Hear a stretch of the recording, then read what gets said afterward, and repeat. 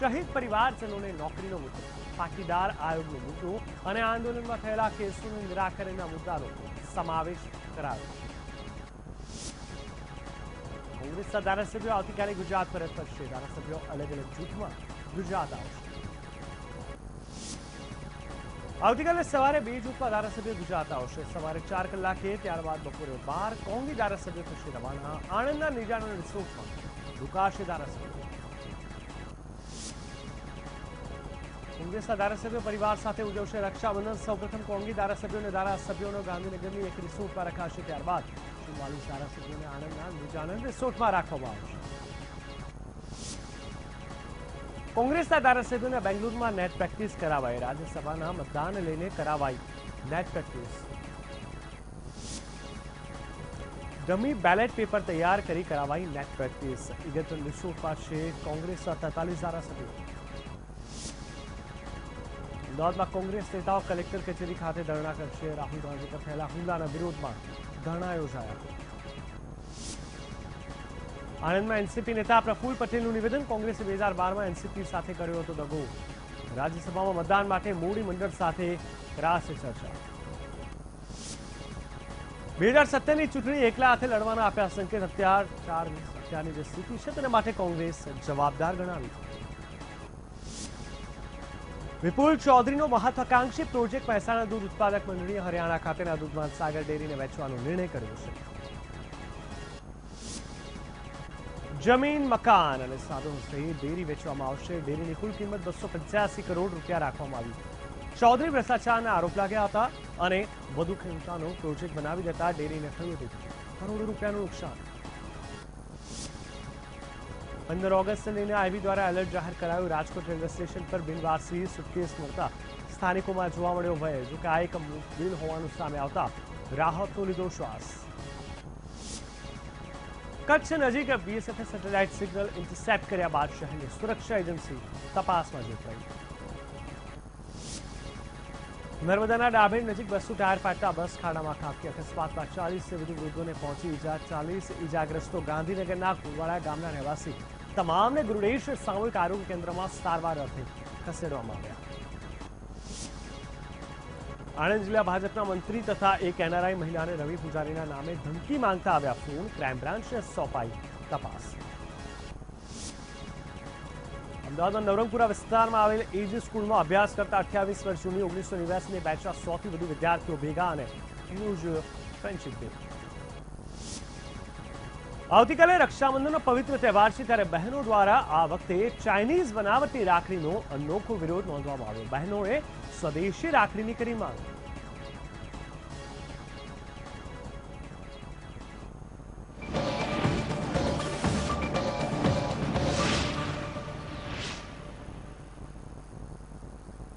તો આગળ મહત્વપૂર્ણ સમાચારથી શરૂઆત કરીએ તો પૂર અસરગ્રસ્ત બનાસકાંઠાની મુલાકાત માટે આવેલા કોંગ્રેસ ઉપાધ્યક્ષ રાહુલ ગાંધીની કાર પર હુમલાનો જે આખો મામલો છે તેમાં કોંગ્રેસ પર તીવ્ર પ્રત્યાઘાતો સર્જાયા છે. જી હા, આરોપીની વાત કરવામાં આવે તો કોર્ટે આરોપી જયેશ દરજીના રિમાન્ડ નામંજૂર કર્યા છે.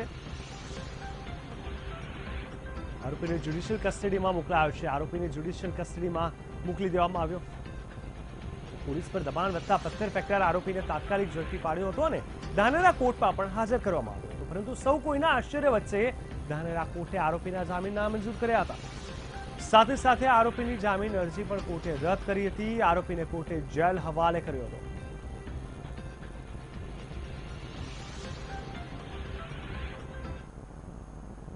નામદાર કોર્ટમાં રજૂ કરતા સૌપ્રથમ ઇફિકો કલમ 332નો જાહેર સેવક ઉપર અને હુમલો કરેલો એ કલમનો ઉમેરો કરી રિમાન્ડ માગેલા પોલીસે, જે રિમાન્ડના નામદાર કોર્ટે નામંજૂર કરેલા અને આરોપીની જામીન અરજી જે હતી એ પણ નામંજૂર કરી અને આરોપીને જ્યુડિશિયલ કસ્ટડીમાં મોકલવામાં આવેલ છે. આગળની તપાસ ચાલુ છે. ગત જુલાઈ માસમાં બુરહાન વાનીના એન્કાઉન્ટરનો બદલો લેવા માટે અમરનાથ યાત્રાના શ્રદ્ધાળુઓ પર આતંકી હુમલાનું ષડયંત્ર રચાયું, જેમાં ગુજરાતીઓને ટાર્ગેટ કરાયા. આ હુમલામાં કુલ 7 શ્રદ્ધાળુઓના મોત થયા. ત્યારે અંદાજે 1 મહિના બાદ આ હુમલાને લઈને 3 આતંકવાદીઓની ધરપકડ કરાઈ છે.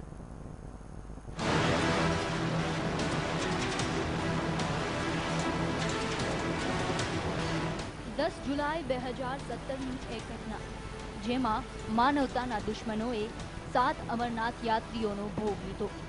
અને આ યાત્રીઓ બીજા કોઈ નહીં પરંતુ આપણા ગુજરાત હતા, જે અમરનાથ યાત્રાએ બાબા બર્ફાનીના દર્શન માટે જઈ રહ્યા હતા. આજે 25 દિવસ બાદ આ આતંકી હુમલાના આરોપીઓની માહિતી મેળવવામાં જમ્મુ કાશ્મીર પોલીસને સફળતા મળી છે. જમ્મુ કાશ્મીર પોલીસે જણાવ્યું છે કે આ આતંકી હુમલામાં લશ્કરનો હાથ છે. પોલીસે આ મામલામાં 3 આરોપીઓની ધરપકડ પણ કરી છે, પરંતુ માસ્ટર માઇન્ડ અબ્બુ ઇસ્માઇલ અને તેના અન્ય 2 સાથીઓની તલાશ ચાલુ છે. પોલીસનો દાવો છે કે તેમને પણ ખૂબ જલ્દી જ પકડી લેવામાં આવશે.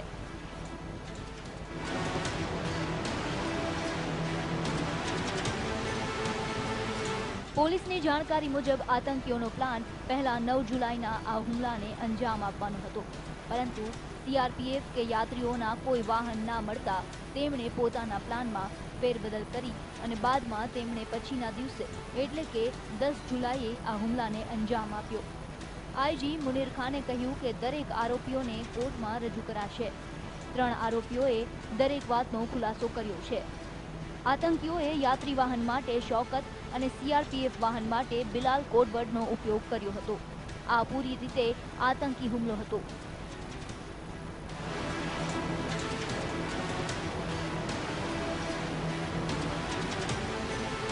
સૂત્રો મુજબ આ આતંકીઓએ અમરનાથ યાત્રીઓ પર હુમલા માટે ફંડની વ્યવસ્થા કરી હતી. આઈજી મુનીર ખાને કહ્યું કે કોલ ડિટેલ્સની તપાસથી આ ઓવરગ્રાઉન્ડ વર્કર્સ પોલીસના હાથે લાગ્યા. તે અંદરોઅંદર વાતચીત માટે કોડવર્ડ્સનો ઉપયોગ કરતા હતા, જેનાથી પોલીસનું ધ્યાન તેમના તરફ ગયું. આ આતંકી હુમલો બુરહાન વાનીની મોતનો બદલો લેવાના આશયથી કરાયો હતો, જેમાં ગુજરાતીઓને ટાર્ગેટ બનાવાયા હતા. દક્ષિણ કાશ્મીર પોલીસે આ સંબંધમાં ઓવરગ્રાઉન્ડ વર્કર્સના પૂરા જથ્થાની ધરપકડ કરી છે. પોલીસ તેને હથિયાર વગરના આતંકી ગણાવી રહી છે. આ હુમલાનો માસ્ટર માઇન્ડ અબ્બુ ઇસ્માઇલ સહિત હુમલામાં સામેલ લશ્કરે તૈયબાના 3 આતંકી હજુ પણ પોલીસના સકંજાથી દૂર છે. હાલ લશ્કરની કમાન્ડ અબ્બુ ઇસ્માઇલને જ સોંપવામાં આવી છે.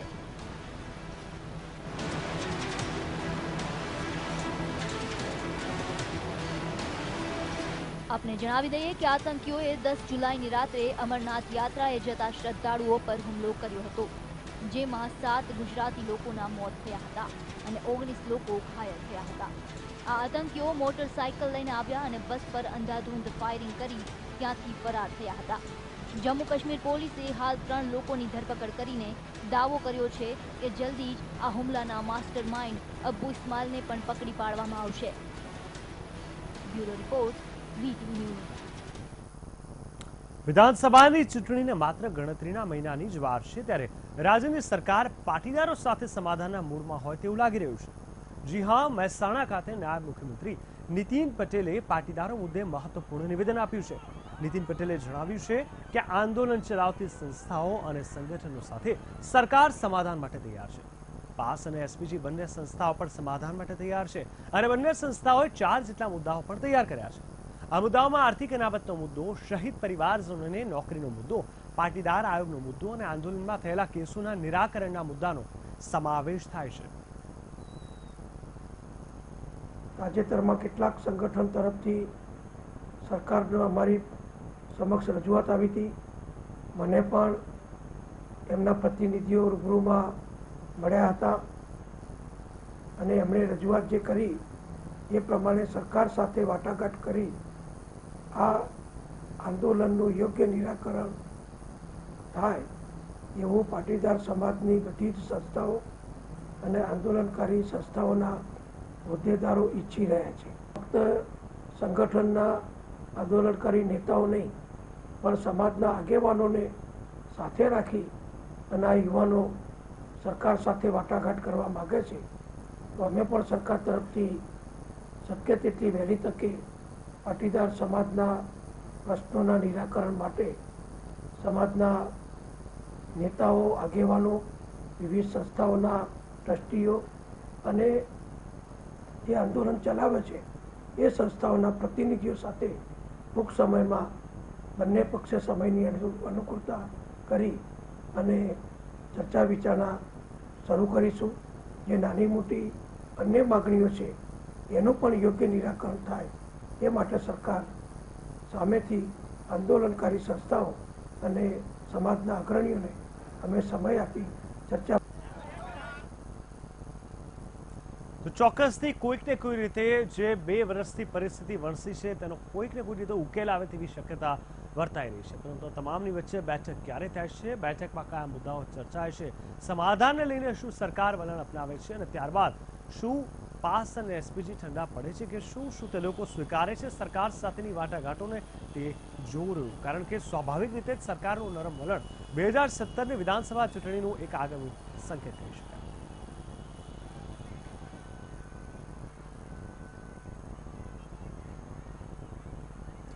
તો હાલ ગુજરાત કોંગ્રેસમાં જે કોંગ્રેસની પ્રવર્તમાન સ્થિતિ છે તેને લઈને શંકરસિંહ વાઘેલા કંઈક કહી રહ્યા છે. ચાલો જોઈએ શું કહી રહ્યા છે. भगाने में ये नहीं करना चाहिए. ऐसा कौन सा मॉरल ग्राउंड पर बीजेपी है तो है, गवर्नमेंट है तो है, हमको क्या है.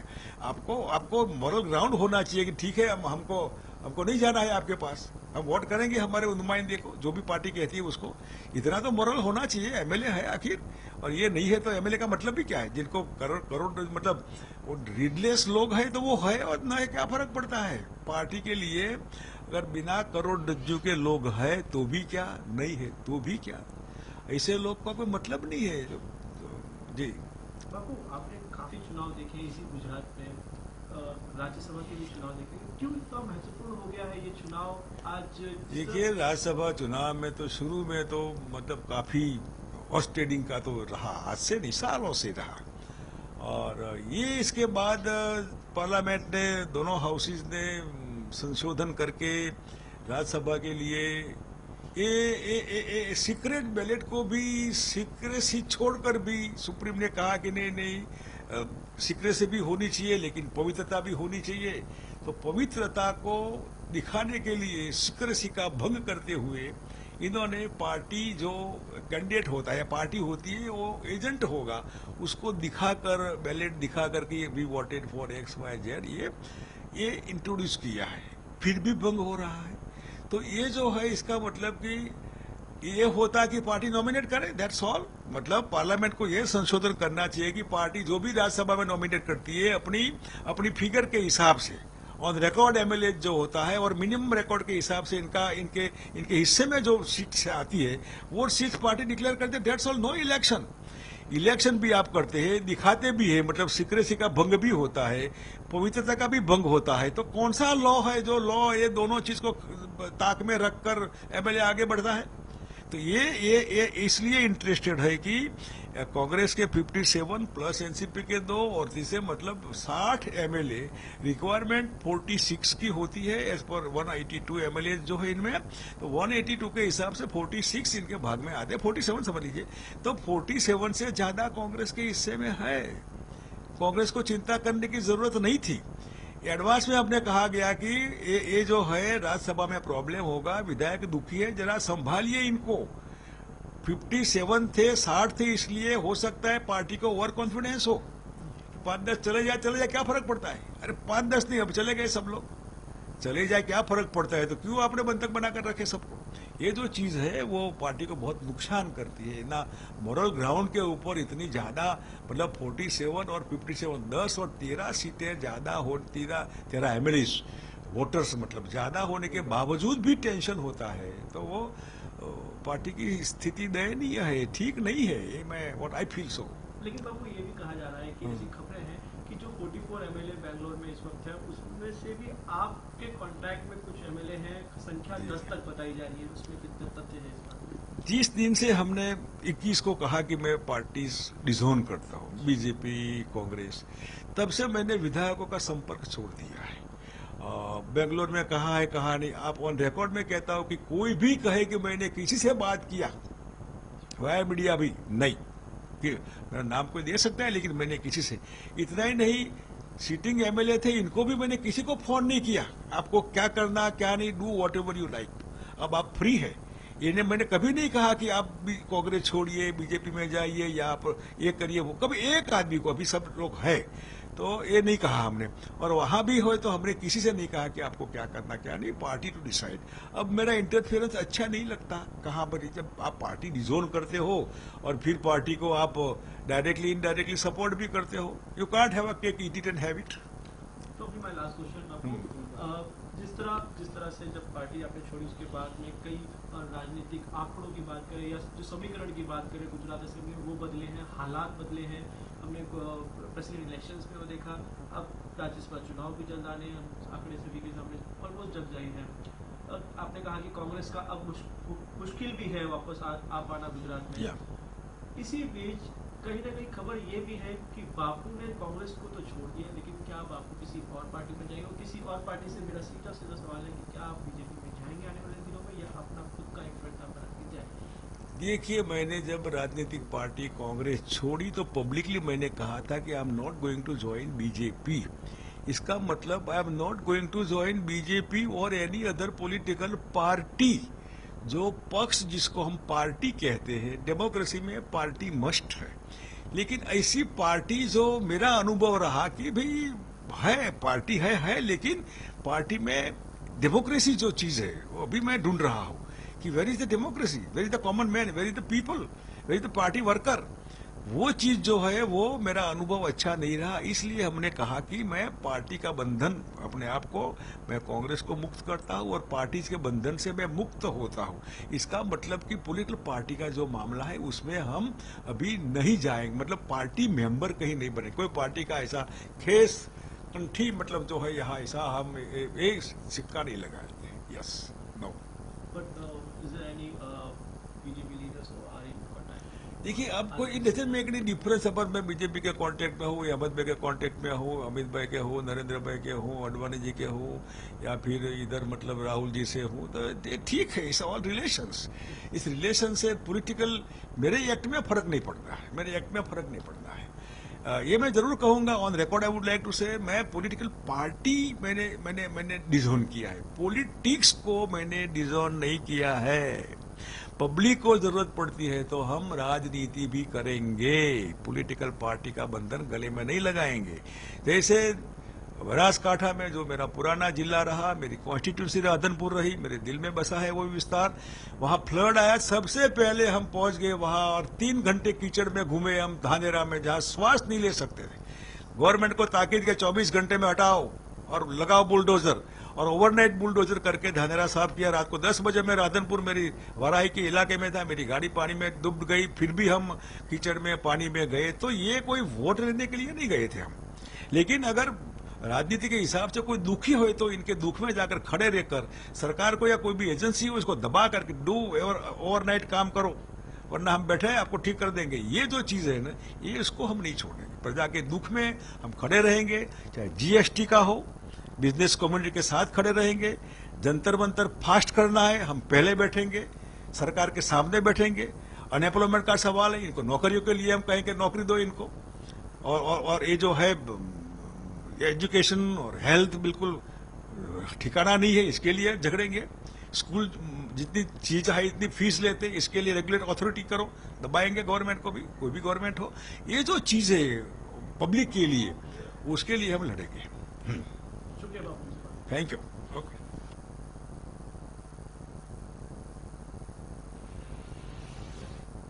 તો આ હતા શંકરસિંહ વાઘેલા, જેમને ક્રિકેટ છોડી દીધી છે, પીચ છોડી દીધી છે, પરંતુ રમવાનું નથી છોડ્યા। ચોક્કસથી કોઈકની રીતે કોંગ્રેસ માટે આ આગળના સમયમાં પડકારજનક સાબિત થઈ શકે તેમ છે। આગળ વાત કરીએ તો ગુજરાતમાં છેલ્લા કેટલાક દિવસથી રાજકીય ગરમાવો આવ્યો છે, ત્યારે એનસીપી નેતા પ્રફુલ્લ પટેલે કોંગ્રેસની વર્તમાન સ્થિતિ મુદ્દે કોંગ્રેસ જવાબદાર હોવાનું જણાવ્યું છે। પ્રફુલ્લ પટેલે કહ્યું કે કોંગ્રેસે 2012માં એનસીપી સાથે દગો કર્યો હતો, રાજ્યસભામાં मतदान માટે મોદી મંડળ સાથે ચર્ચા વિચારણા કરવામાં આવશે। આ સાથે જ તેઓએ આગામી 2017ની વિધાનસભા ચૂંટણીમાં એકલા હાથે ચૂંટણી લડવાના સંકેત આપ્યા છે। રાજ્યસભાની ચૂંટણી નજીક આવી રહી છે, ત્યારે પ્રફુલ્લ પટેલના આ નિવેદનથી અસમંજસની સ્થિતિ ઊભી થઈ છે કે એનસીપી અહેમદ પટેલે રાજ્યસભાની ચૂંટણીમાં સમર્થન આપશે કે કેમ। જ્યાં સુધી આજે રાજકીય જો અમે વિચાર કરીએ તો એનસીપી પાછલા 2 વર્ષથી કોઈ પણ પક્ષના સાથે ન ગુજરાતમાં ન દેશમાં ન દેશના મહારાષ્ટ્રના બહાર અમે કોઈના સાથે કોઈ ગઠબંધનમાં છીએ। અને એટલા માટે આ ચૂંટણી તો હવે અચાનક આ પ્રસંગ બન્યો છે, એટલે હવે યોગ્ય નિર્ણય પક્ષના અમારા બધા ધારાસભ્ય આગેવાનો અને પછી પક્ષના અમારા જે પ્રમુખ છે શરદ પવાર, એમના સાથે વાત કરીને અંતિમ નિર્ણય અમે લઈશું. કોંગ્રેસના ધારાસભ્યો આવતીકાલે ગુજરાત પરત ફરશે. ધારાસભ્યો અલગ અલગ જૂથમાં ગુજરાત આવશે. આવતીકાલે સવારે 4 વાગે અને બપોરે 12 વાગે રવાના થશે. આણંદના નિજાનંદ રિસોર્ટમાં 40 કોટેજ 2 દિવસ પહેલા જ બુક કરી દેવામાં આવ્યા છે અને આ કોટેજમાં ધારાસભ્યો રોકાણ કરશે. 10 એમએલએ સવારે 4 વાગે ગુજરાત આવવા રવાના થશે, જ્યારે અન્ય એમએલએ બપોરે 12 વાગ્યાની ફ્લાઇટથી ગુજરાત આવશે. આ ધારાસભ્યોને લઈ સુરક્ષા બંદોબસ્ત માટે કવાયત હાથ ધરવામાં આવી છે. જોકે કોંગ્રેસ દ્વારા કોઈ પોલીસ સુરક્ષાની માંગણી કરવામાં આવી નથી. ने लोकल पुलिस को इन्फॉर्म किया है, हमारी इंटेलिजेंस ब्रांच भी इस पे काम कर रही है और डीवाईएसपी रैंक के अधिकारी को भी हमने इसमें सेंसिटाइज किया है कि वो भी इसमें सुरक्षा व्यवस्था की जो ज़रूरत हो उसके हिसाब से तात्कालिक प्रोवाइड कर सकें, तो अपने पुलिस बंदोबस्त हम अकॉर्डिंगली रखेंगे. કોંગ્રેસના ધારાસભ્યો બેંગલુરુના પ્રવાસેથી સોમવારે ગુજરાત પરત ફરી રહ્યા છે અને તમામ ધારાસભ્યો આણંદના નિજાનંદ રિસોર્ટમાં રોકાવાના છે. આણંદના નિજાનંદ રિસોર્ટમાં પણ પોલીસના આટા ફેરા વધી ગયા છે. ખુદ ડીવાયએસપી જાડેજાએ નિજાનંદ રિસોર્ટની મુલાકાત લીધી હતી. કોંગ્રેસના ધારાસભ્યો આવતાની સાથે જ તેમને સુરક્ષા પૂરી પાડવા પોલીસ સઘન બંદોબસ્તની પણ તૈયારી કરી દેવામાં આવી છે.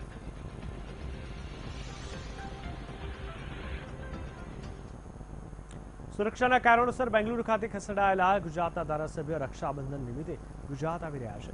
બેંગલુરુથી ધારાસભ્યો ચાર્ટર ટ્રેન મારફતે અમદાવાદ એરપોર્ટ પર પહોંચે તેવી શક્યતા છે. આ શક્યતાના પગલે અમદાવાદ એરપોર્ટની સુરક્ષામાં વધારો કરી દેવાયો છે. ધારાસભ્યોની સુરક્ષા માટે 51 એસ્કોર્ટ ગાર્ડી અને એસઆરપીના જવાનોએ તૈનાત કરાયા છે ને અત્રે ઉલ્લેખનીય છે કે ધારાસભ્યોની સુરક્ષા માટે ધારાસભ્ય શૈલેષ પરમારે પત્ર લખ્યો. સભાની ચૂંટણીને લઈને કોંગ્રેસના 44 ધારાસભ્યોને સલામતી માટે બેંગ્લોર ખસેડવામાં આવ્યા હતા. આ જે ધારાસભ્યો છે તે ગમે ત્યારે અમદાવાદ ખાતે આવે તેવી શક્યતાને ધ્યાનમાં રાખીને હાલ પોલીસ સુરક્ષા માંગવામાં આવી છે. અત્યારે અમદાવાદ એરપોર્ટ ઉપર 51 જેટલા જે કોન્વો છે તે અહીં રાખી દેવામાં આવ્યા છે. 51 એસ્કોર્ટ ગાડીઓ અને સાથે એસઆરપીના જવાન તેમજ પોલીસના જવાન પણ અહીં તૈનાત કરી દેવામાં આવ્યા છે. કોઈ પણ ઘડીએ આજે બેંગ્લોર રહેલા 44 ધારાસભ્યો છે તે અમદાવાદ આવશે અથવા તો વડોદરા એરપોર્ટ ઉપર આવશે ત્યારે તેઓને સલામતી પૂરી પાડવા માટેની પણ તમામ તૈયારીઓ કરી દેવામાં આવી છે અને ગમે ત્યારે ધારાસભ્યો બાય પ્લેન અથવા બાય ચાર્ટર્ડ આવે તેવી પણ શક્યતા હાલ સેવાઈ રહી છે. કેમેરામેન અજય પટેલ સાથે અમદાવાદમાં કોંગ્રેસ નેતાઓ કલેક્ટર કચેરી ખાતે ધરણા યોજ્યા હતા. રાહુલ ગાંધી પર થયેલા હુમલાના વિરોધમાં ધરણા કરવામાં આવ્યા હતા. ભરતસિંહ સોલંકી અને અશોક ગેહલોત પણ ધરણામાં જોડાયા હતા. રાહુલ ગાંધી પરના હુમલાના કારણે કોંગ્રેસ દ્વારા ધરણા કરવામાં આવ્યા હતા. કોંગ્રેસના નેતા લાલજી દેસાઈએ ભાજપ પર આક્ષેપ કરતા જણાવ્યું હતું કે રાજ્યમાં ગુંડારાજની સ્થિતિ છે. ધારાસભ્યો અને ઉપાધ્યક્ષ સલામત નથી જોવા મળતા.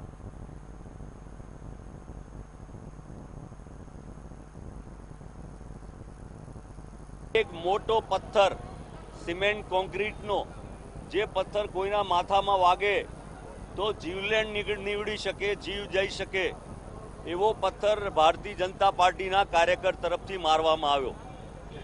આ એક સુનિયોજિત કાવતરું છે અને આ જે યુવાન અને બીજા લોકો જે પકડાયા છે 3 જણા એ તો નાના માથા છે. હકીકતમાં તો આની પાછળ કોઈ મોટા માથાઓ સંડોવાયેલા હશે, કારણ કે આ પ્રકારની राजनीति भारतीय जनता पार्टी करवा मांगे छे. आज ये राजनीति जो कर रहे हैं इस प्रकार से हिंसा के माध्यम से, मैं समझता हूँ कि ये बहुत दुर्भाग्यपूर्ण है और चुनाव में अभी 3-4 महीने बाकी हैं. अगर ये माहौल बनाने का ऐसा प्रयास करेंगे तो पता नहीं मुल्क कहाँ जाएगा. બનાસકાંઠા જિલ્લામાં ધોધમાર વરસાદને કારણે અનેક જગ્યાએ તારાજીની તસવીરો સામે આવી હતી. આવું જ એક ગામ હતું થરાદ તાલુકાનું બોરોલ ગામ. ગામના હજુ પણ 150થી વધુ ઘરોમાં પૂરના પાણી ફરી વળી રહ્યા છે. હાલ ગામમાં 4 થી 5 ફૂટ પાણી હોવાને કારણે અંદર જવા માટે ટ્રેક્ટરનો સહારો લેવો પડે છે. ગામની તમામ શેરી મહોલ્લા હાલ પાણીમાં ગરકાવ છે, પરંતુ હજુ સુધી સરકારી તંત્ર અહીં પહોંચ્યું નથી. ગામ લોકો હાલ પાણી વચ્ચે જ પોતાની જિંદગી વિતાવી રહ્યા છે. ગામ લોકો કહી રહ્યા છે કે આ મામલે અમે નાયબ કલેક્ટર, મામલતદાર અને ધારાસભ્ય સહિતના તમામને ફોન અને લેખિતમાં રજૂઆત કરી હતી, પરંતુ હજુ સુધી કોઈ ફરક પડ્યો નથી. અમારા ભરોલ ગામના ઉગમણી દિશામાંથી પાણીનો વળો આવતો કરીને એ 150 ઘરને તકલીફ છે. કોઈ તંત્રિક અમારી આ 24 તારીખની દાડે વરસાદ બંધ થયો છે ત્યાંથી કરીને કોઈ સરકાર અમારું કોઈ માની લેતું નથી, અમારું કોઈ સાંભળતું નથી. 50 થી 60 ઘર દેશી પટેલોનો છે, 50 થી 30 ઘર બ્રાહ્મણોનો છે, 50 ઘર બીજો છે, એમ તો કે 150 ઘરને પણ અમારું ગામની કોઈ સરકાર, અમારું કોઈ કલેક્ટર કે મામલતદાર કોઈ અમને કોઈ જવાબ આપતો નથી, અમને કોઈ નિકાલ નથી. અમારી પાસે એક જ આ સાધન છે, એની અંદર અમે 60 રૂપિયાનું ડીઝલ નખાવીએ છીએ અને 5 રૂપિયાની દૂધી લાવીને અમે ખાઈએ છીએ. અમારા છોકરાનું ગુજારણ છે કેવી રીતે કરવું અમારે? અને કોઈ સરકાર અમને કોઈ કળાતો નથી કે આજની તારીખમાં અમારો કોઈ મુલાકાત લે. તો આજે ગુજરાતમાં બસ આટલું જ. થોડી જ વારમાં જો વાયરલ ટ્રુથ અમારા સહયોગી એન્કર દારા શાહ સાથે. નમસ્કાર.